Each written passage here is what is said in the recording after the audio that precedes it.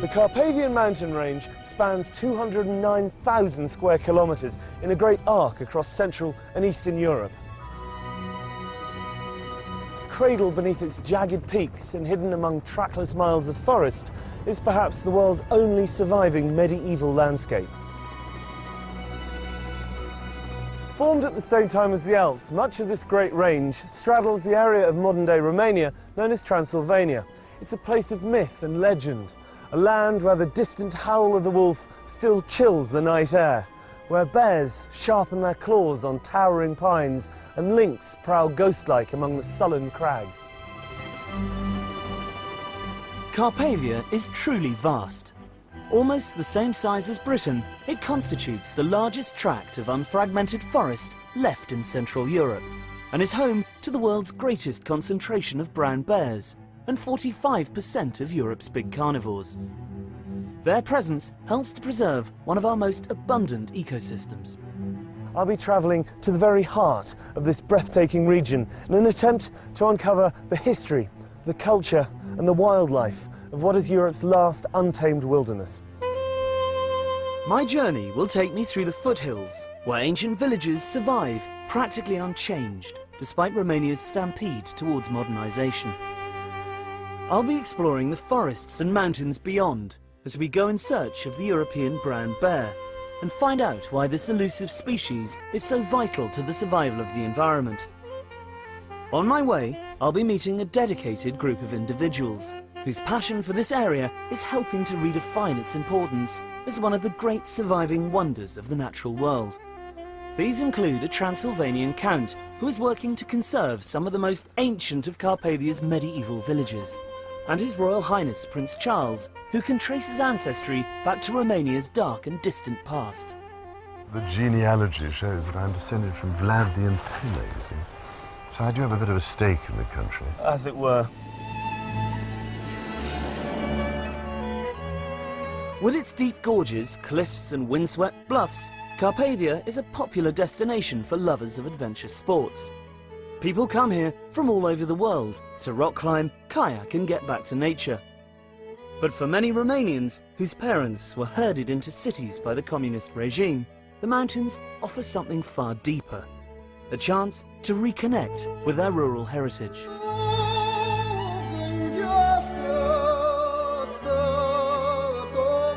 To get a feel for the geography of this unique mountain range, I joined Mihai Constantinescu, leader of the local Alpine Association, his wife Mihaela and their friend Nicoleta Carpinianu for a two-day trek through the Apuseni region.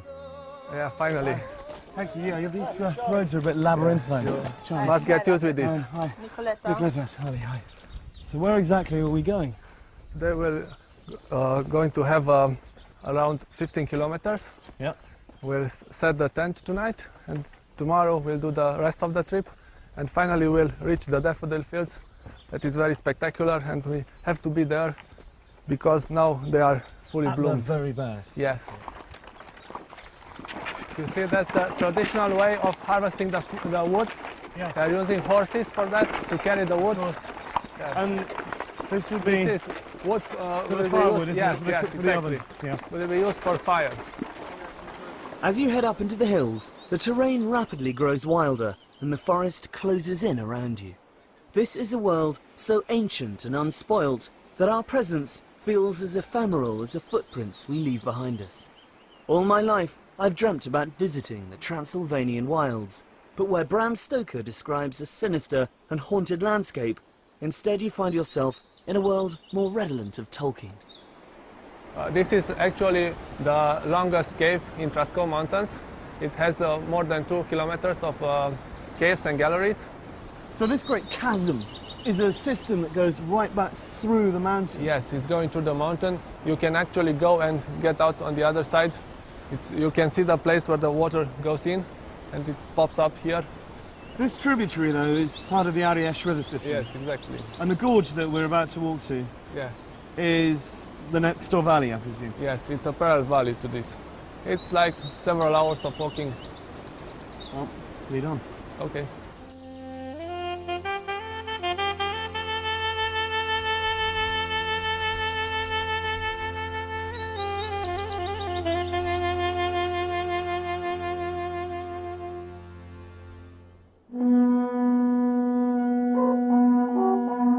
We approached our campsite as dusk was fading to black.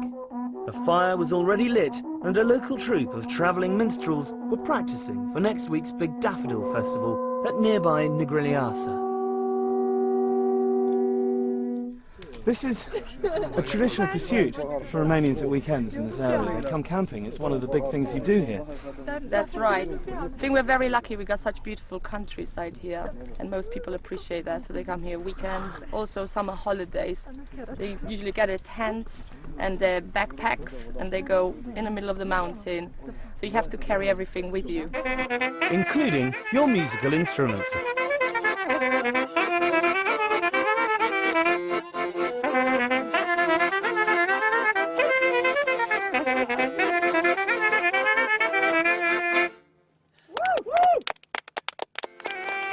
The festivities continued late, a single small island of light and warmth in a vast ocean of night, the only other illumination being a pale, vociferous moon.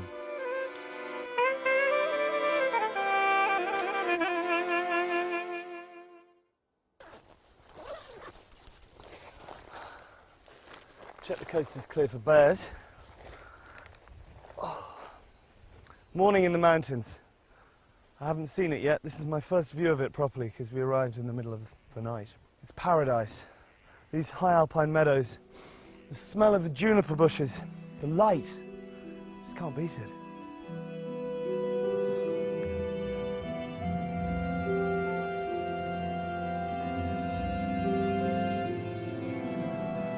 After a long morning's walk, we reached the wild daffodil pastures of the Alasdair hills.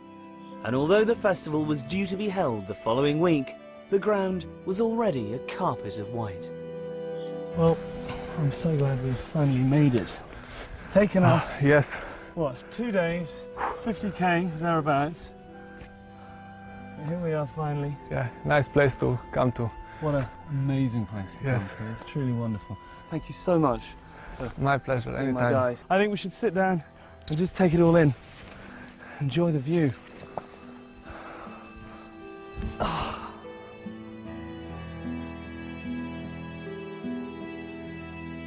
These stunning meadows of daffodils are just one of Carpathia's many floral spectacles, as I discovered when I caught up with head of World Wildlife Romania, Erica Stanciu, at a local food and crafts festival in Nucșoara.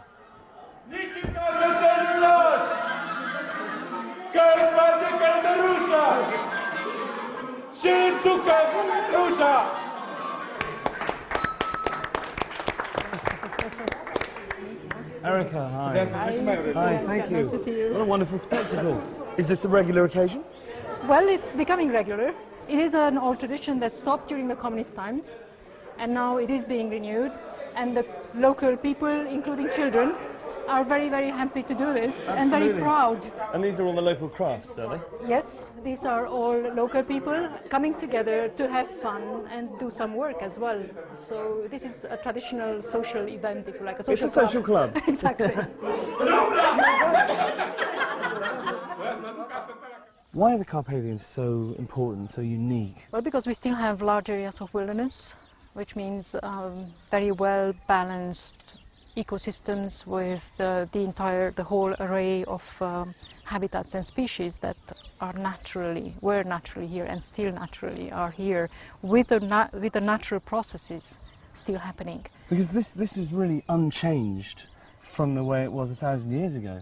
Yes, there are large areas, large core areas I would call them, which are still in their natural form. These large wilderness areas are linked with corridors, and this means that animals have space And they to can move freely. They can move freely.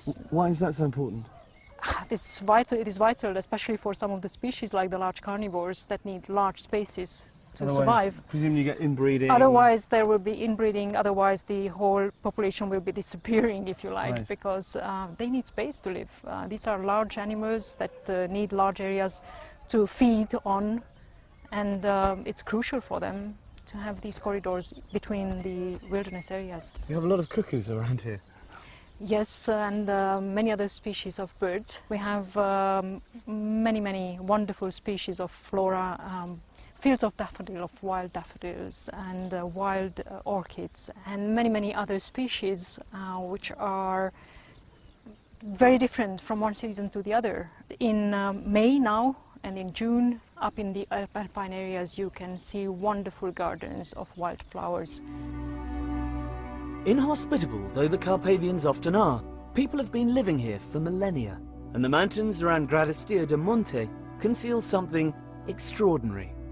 What you see today is estimated to be less than 10% of an ancient city that lies tangled and buried beneath the roots of the forest. The ruins of Sarmisegetusa, capital of the Dacians, have been described as the Machu Picchu of Europe, although they predate the Incas by nearly 1,000 years. Around 200 AD, it was the cultural, religious and military heart of a civilization that stretched from Slovakia all the way to the Black Sea. But this is an area that's proved almost impossible to conquer for any length of time. The Romans were forced to pull out due to the high cost of policing such wild terrain. Then came the Huns, the Avars, the Slavs and the Bulgars, the Magyars, and most enduring of all, the Saxons. Travelling northeast towards Brasov and the foothills, you reach a region where the German language is still widely spoken, and many of the people are descended from immigrants who came here in the 12th century. Or at least, that was the case up until the early 1990s.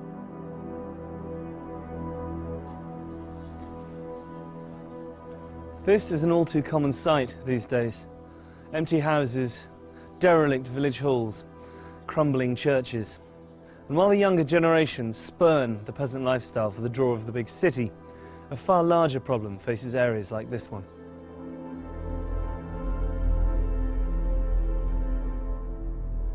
Following the revolution and the fall of Ceausescu, the German government gave its Saxon cousins the opportunity to return to their homeland.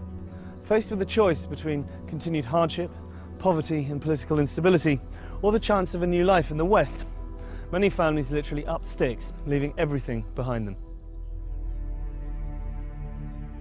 Fortunately, not all of these depleted settlements have been abandoned.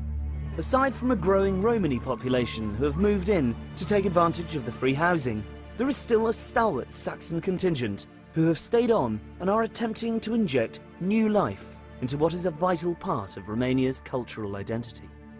The village of Viscri is one of the lucky ones, where members of the community have banded together to preserve their architecture and traditions. Many of these houses date to the time of the first settlers, direct forebears of today's inhabitants, like local resident Caroline Fernelend. My ancestors came 1142, invited by King Géza II of Hungary to defend this area against the invasions. So they came with a golden letter, we call it. And this is why they built 240 villages in Transylvania, and every village has a fortified church. All the time somebody was watching from the tower to see if it is dangerous, and then they would ring immediately the bells, and everybody Piles into the church. very quick, Locks very the door quick. behind them, yeah. Of course. This is Alba Iglesia. In 1400 it was first mentioned, and from this is coming the name of the village. Deutsch-Weißkirch, Saas-Ferechhazo, and Viscri in Romanian. Nice. White church in German. White church in German. Marvellous door.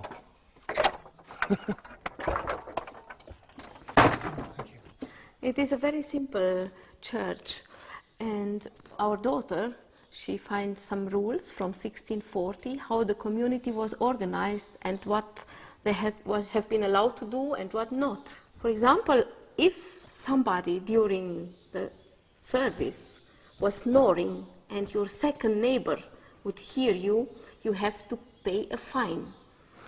So it's okay if you fall asleep, but you must do so very quietly. Very quietly, yes.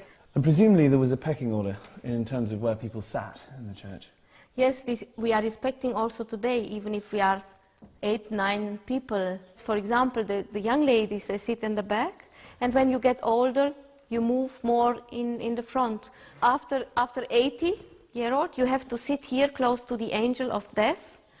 This is the last station alive. It is preparing you For the afterlife. for the afterlife. How extraordinary. That shows a very healthy business-like attitude to mortality, really.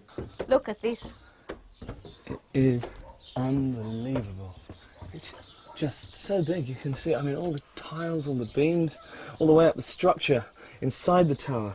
I mean, I felt like I was gazing down Noah's Ark, you know, as you saw the roof of the church. The amount of work that must be required to maintain a building like this.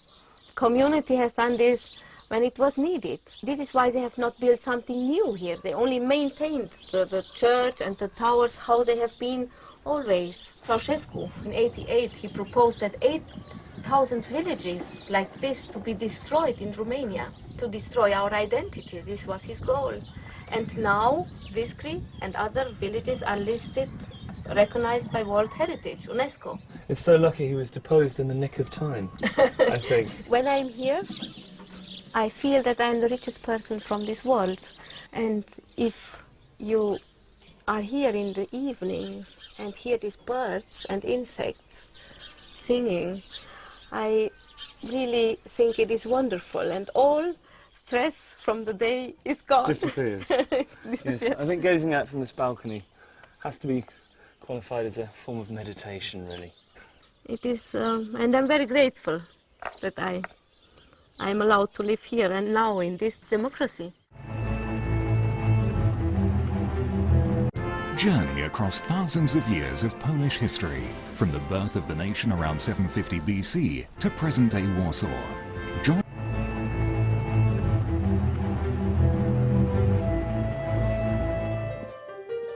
While the 21st century is starting to make its presence felt here, for the Saxon contingent, daily life is still remarkably unchanged. With the influx of tourism and the opening of several guest houses embracing both the traditional and the more modern, greater effort is being made to preserve the old ways. Everyone in the community has their role, whether it's the daily grind of making flour and baking bread for the village in stone ovens, or looking after the livestock.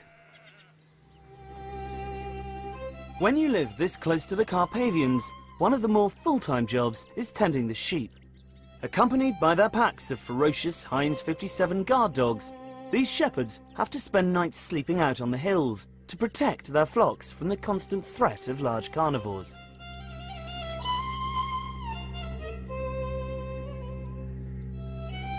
Am avut. Deci acum ce să spunem asta? Cum atacă lup? They had problems usually the wolves are attacking. Lupul te atacă, te pândește. Șade drept o grămadă cu mărăcini undeva, vine, te vede că ai trecut încolo și s-a sărit pe oaie.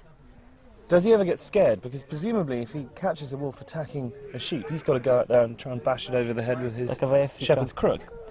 Nu mi-e teamă, dar el e fioros. În momentul când în momentul dacă l-a pus de-l vezi tu înainte și nu te vede el, e bine. Dacă te vede el și l-ai văzut tu, răgușești.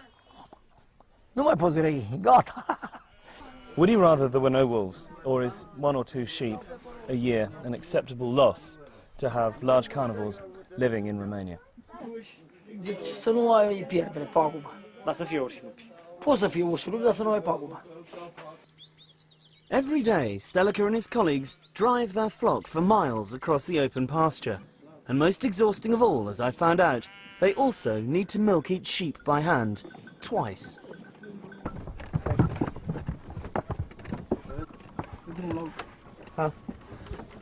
Hello? Yeah? It's official, I'm milking a sheep. It's not as easy as it looks. That one's empty, though. We're done. Let's try this. Very nice, sweet. Alas, this way of doing things could soon be outlawed, as dairies and local cheesemakers are shut down because they can't afford to comply with the bewildering battalion of EU health regulations.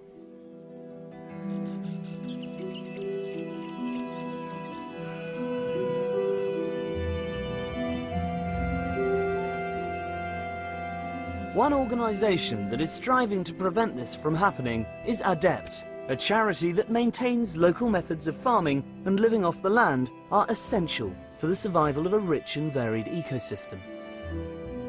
I caught up with British-based founder Nat Page. We're now in a typical damp lowland hay meadow, which is probably the most threatened kind of habitat in the whole of Europe today. They existed around villages in Western Europe and Eastern Europe, and really they've only survived in Eastern Europe. Here, just in this square metre where we're standing, in the beginning of June, there will be 60 different flower species in every square metre. The diversity of the flowers is just absolutely unbelievable. And that's because this has never been fertilised and has never been sprayed. And this kind of landscape is of fantastic European importance. You say it's under threat. In what way? There are two reasons. One is the need for farmers to make money. So unless they can get value for the goods they produce under these conditions, they'll be forced to intensify. And the other is abandonment, that if this land is left uncultivated, it will degenerate into a low-value scrub, which doesn't have nearly the diversity. And we're not talking just about flowers here. There are between 100 and 200 species of butterfly that have survived because of the lack of spray. And so we're trying to protect the biodiversity. The biodiversity depends on the people and the management by the people, so we're also trying to protect these small-scale farming communities. But the other most important long-term way of promoting survival is helping them get a proper price for the goods they produce, bringing innovative marketing means to support traditional production methods. In many ways it seems that these smallhold farmers are custodians of the landscape because their continued survival ensures the survival of this ecosystem. Yes, let's hope we can keep as much of it as we can. Who knows, in 10 years' time, this will not be the same. Well, it will be here in 10 years' time if everyone comes to look at it and experience it and enjoy it. Yes, look at it, enjoy it, and support the local economic system. And the system will continue. Perhaps the best way to explore these gently undulating fringes of Carpathia is by mountain bike. A set of trails has been built through the surrounding woods and hills, linking Viscri to its neighbouring villages, and whilst there's nothing too challenging, it's a great way to see the countryside.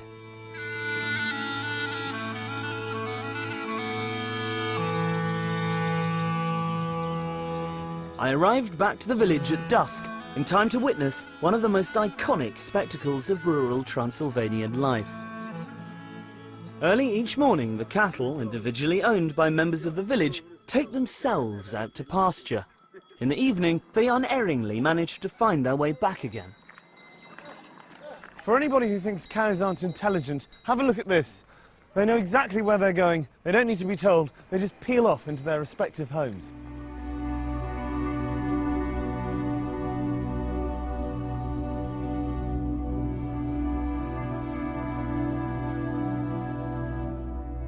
As Romania's economy is developing, the environment faces ever greater danger. With much of the country's biggest natural resources either under the ground or sprouting out of it, the impact on this mountain paradise is increasingly costly.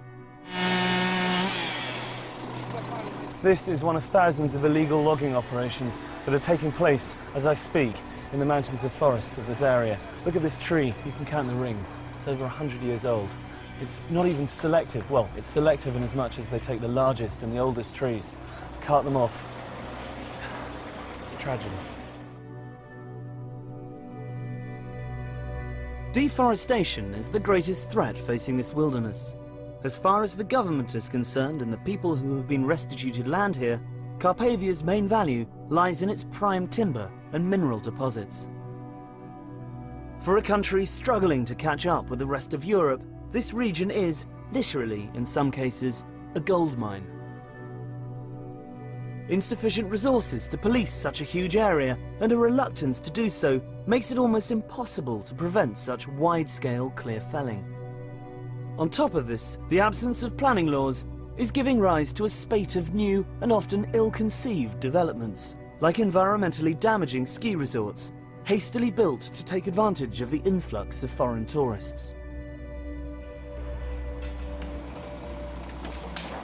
If operations like this one are allowed to continue due to greed and corruption and the demands of the Western world, then the forests of Carpathia will probably disappear within the next 10 years.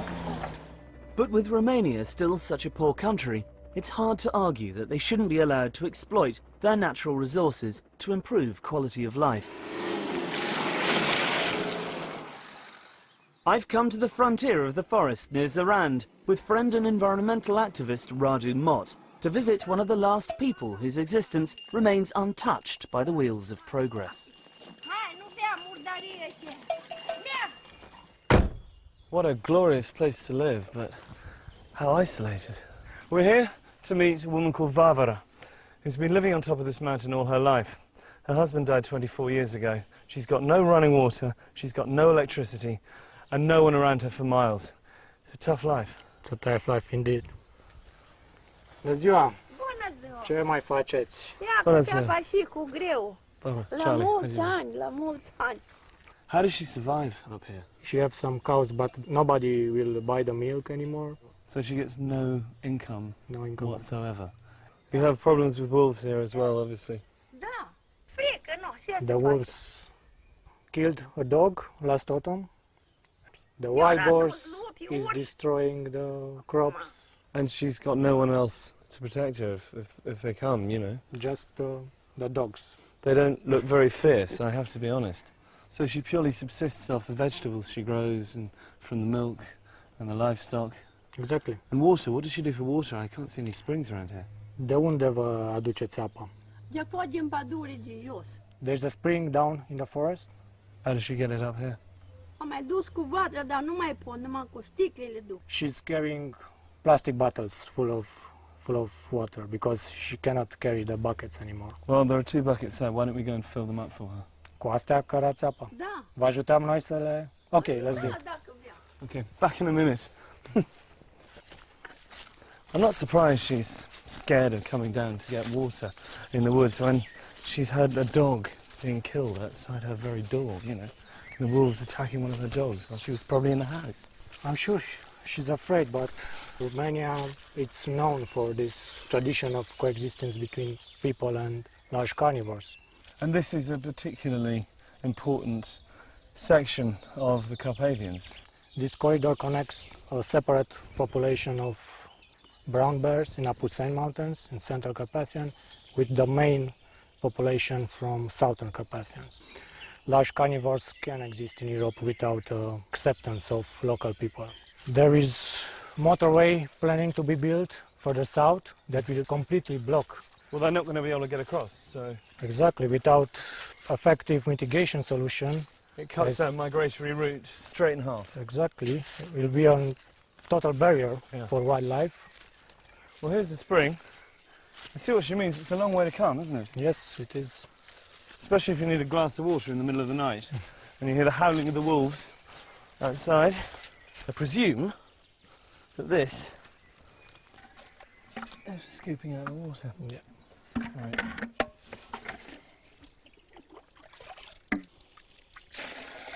Can't believe she has to do this every day, and she doesn't even use these buckets. These little bottles don't last very long, so it must be constant coming back and forth. Exactly, but it's the only way for her to get water. I think we should try and raise some money, get her a generator and a water pump and a hose sorted out. Exactly. Oh, yeah. V-am adus apa. Vă mulțumim frumos. Cu plăcere, numai. Trăiți la mulți ani. Sănătate, numai bine. De Domnul. Hope that'll keep her going for a while.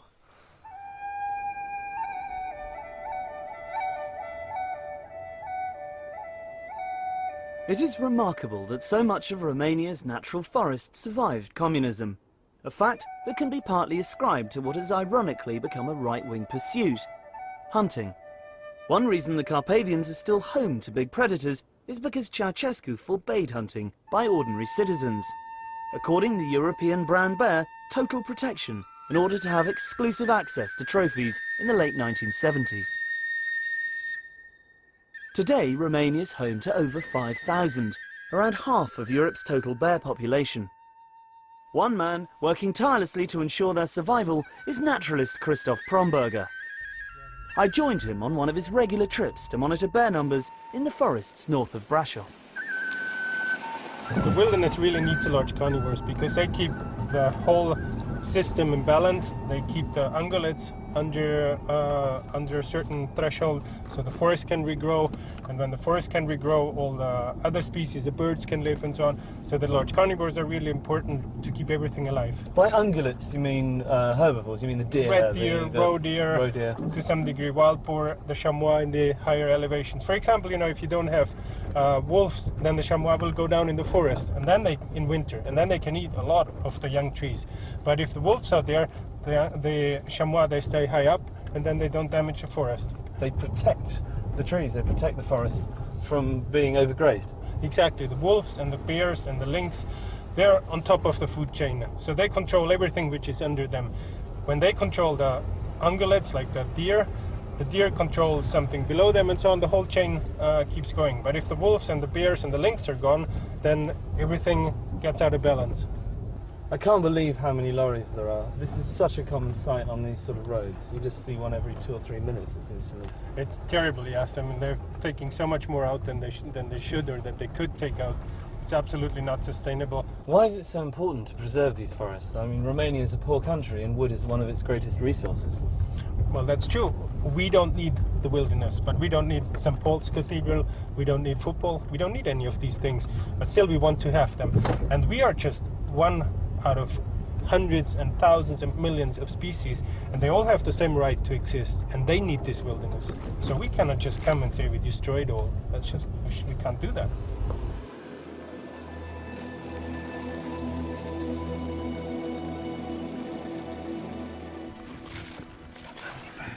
In this area, there's about 25 bears that are coming more or less regularly to the side. The height is just around there, about 150 meters from here. We gotta be very quiet now. They're the same family as the American grizzly, aren't they? Yes, they're actually the same species. They're just a different subspecies. Okay. Yeah. We might look out, there might be already tracks. Now that you find tracks on the ground. They don't really attack people very often. No, don't worry, don't worry. No, I know. I'm with you, I protect you.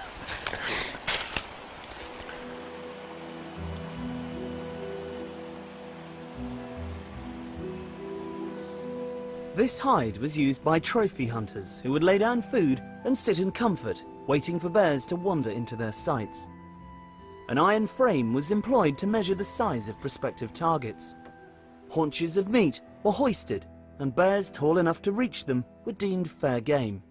Today bears are still fed and monitored, but to propagate their numbers rather than furnish the homes of the party faithful. Oh yeah, this black one, that's a 5-year-old female.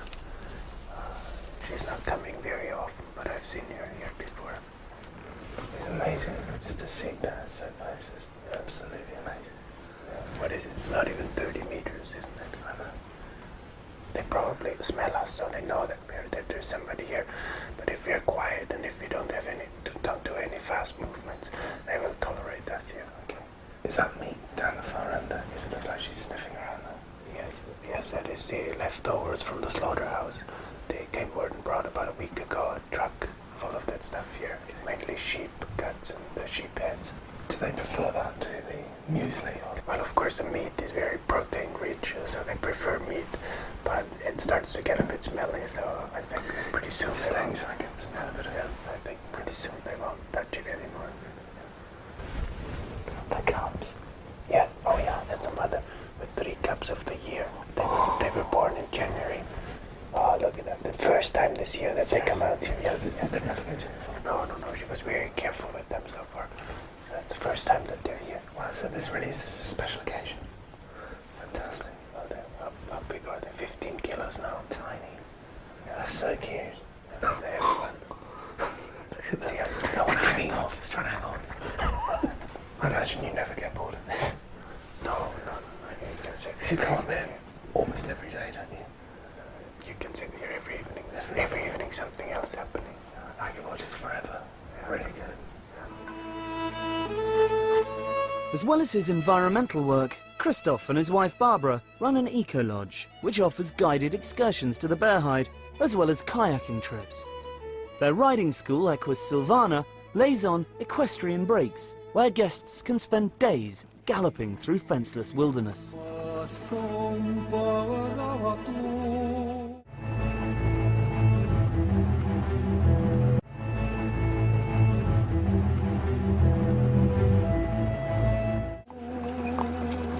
Miklișoara, in the Hungarian-speaking area of Carpathia, is a small village near Barault.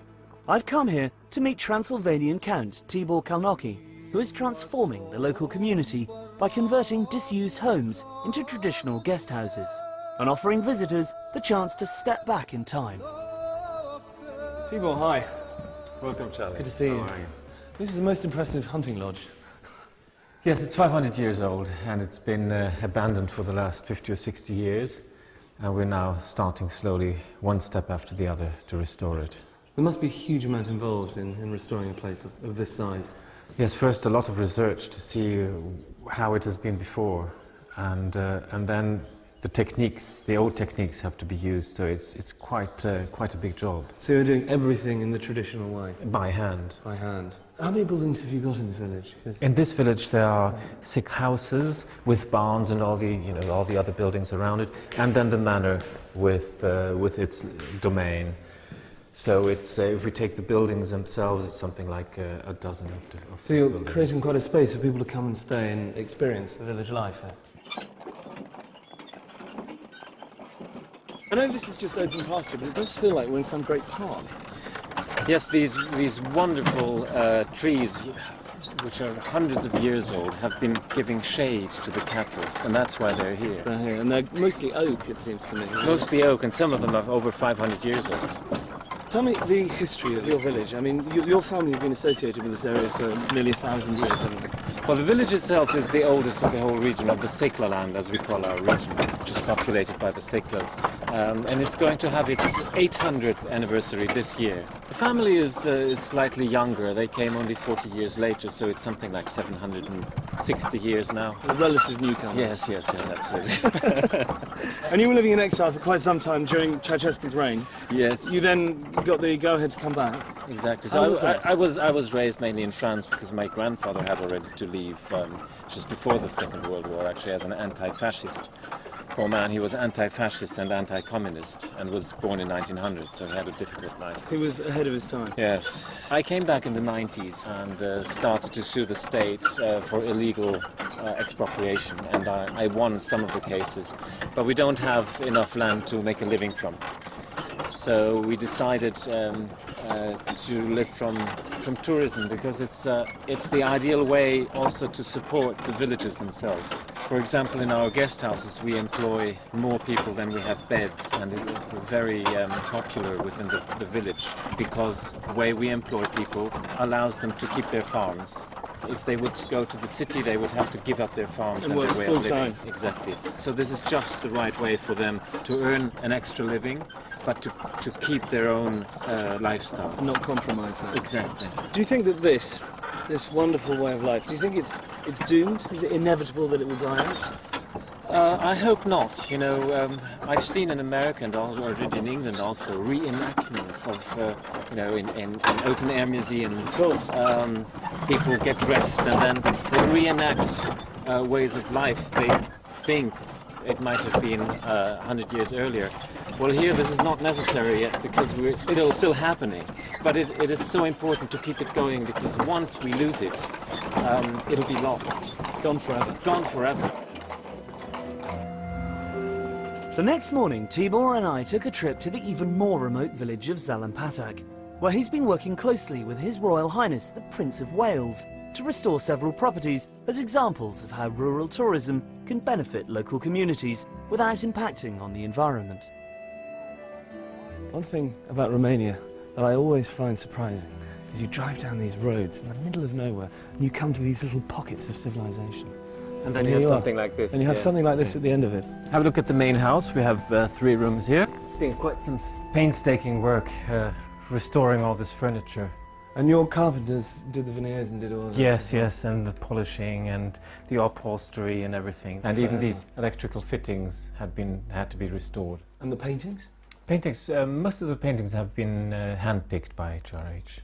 I love this. This is a carpet, presumably. Yes, these are Turkish and Caucasian antique carpets. Once they are too old to be kept on the floor, we put them on the walls. Well, it lends a warmth to the room. Absolutely. Which I imagine you need in the middle of winter, because it gets quite cold here, doesn't it? Exactly, you got it right, yes. I've seen this colour on certain buildings in parts of Spain. Is this a traditional lime wash here? Yes, here it's called Transylvanian blue, and it's a characteristic here for serfs' houses, for stables, for houses that are not dwelling houses. So this is the old stable building, which they converted a bit to a more comfortable place. Yeah, just a bit. Well, it's a fabulous place to come and hide away. What's the inscription there? I got the Wales bit. Yes, it's a tradition to document the dates of building and renovation in houses in the main beams. So this one reads, this house has been renovated by Count Tibor Karnocki in 2009 for the Prince of Wales. It's so satisfying watching craftsmen at work. It's immaculate when they put the tiles in. Yes, I wonder how they get it right. It's not so obvious, actually. No, it is like doing a jigsaw puzzle, really, Yeah. I think. Tell me, Tibor, why did the Prince of Wales fall in love with this particular place? I mean, I can see it's very beautiful, but why here? I suppose it is because it's a place where the local population still lives in total harmony with the environment, with nature. And it is not complete and total wilderness like up in the mountains. It is actually handmade, but it is the perfect cohabitation of man with nature. It's easy to forget in such comfortable surroundings that the forest is still only a few feet away from the back door. A fact I was reminded of when I took a quick stroll in the adjacent hills. Walking up through fields of orchids along the edge of the tree line, you are completely immersed in the natural world. I never dreamt that I would actually see bears in the wild outside of Bearhide, but here was a sight I'd been hoping for all along. Proof that man has yet to ruin this pristine and innocent landscape. This is incredible. I can't believe my luck. Look. This is why the Carpathian forests, mountains and villages need to be preserved in all their untamed glory.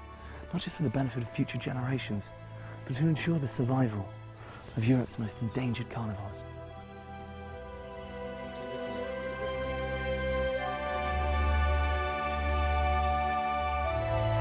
If something isn't done, then this verdant paradise will become as ecologically barren as the Highlands of Scotland. Once covered by magnificent forests of oak, beech and pine, now bare with new saplings grazed into submission by a wildly inflated deer population. But it's here I've come, on the last leg of my journey, to meet one of Carpathia's greatest crusaders, His Royal Highness, the Prince of Wales. The key thing I think about Romania, and Transylvania in particular, is that there's so much we can learn from, it seems to me. It is the last corner of Europe where you see true sustainability and complete resilience and the maintenance of entire ecosystems for the benefit of mankind, and also for nature. And there's so much we must learn from that before it's too late, I think. So presumably this is why it's so important to preserve it for the future. Well, I think so, but people will say, oh, well, she's just trying to preserve things in aspic, and you're trying to prevent progress and so on. But you'd think by now we might have learned a few lessons from the things that have gone wrong with an agri-industrial approach to everything.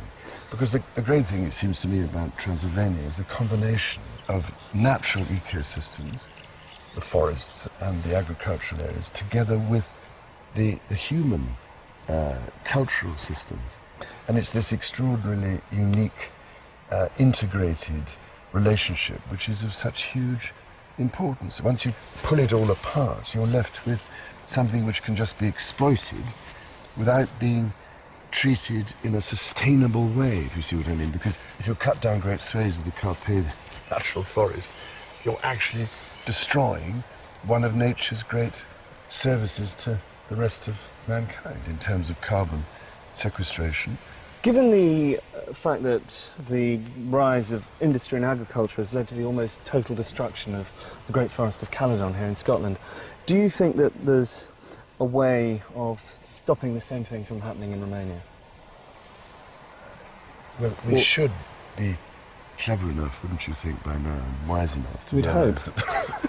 some possible lessons to be learned in avoiding that from happening. But otherwise, if we just go on the same way, you end up with destruction occurring, and then people later on are saying, hang on a minute, you've got to try and put this back.